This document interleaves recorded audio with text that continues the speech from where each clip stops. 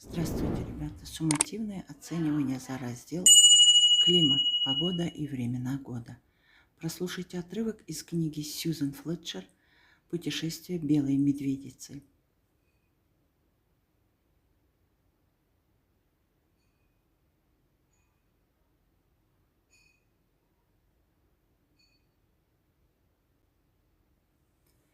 Первый вопрос к этому тексту, первое задание. В этом отрывке говорилось в основном, ответ В, о природном явлении. Определите, истина или ложь содержится в утверждениях. Автор рассказывает о том, что корабль, который перевозил королевскую медведицу, попал в шторм. Истина.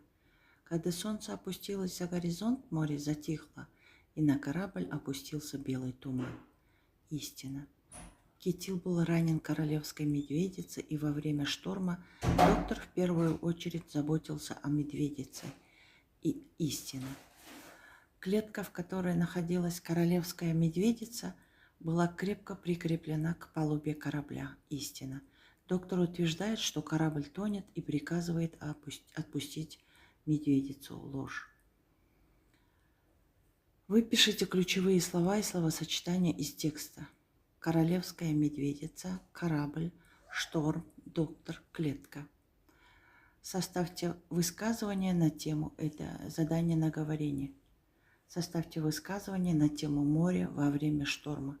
Используйте выписанные из текста ключевые слова. Вот такой примерно текст можно составить на говорение.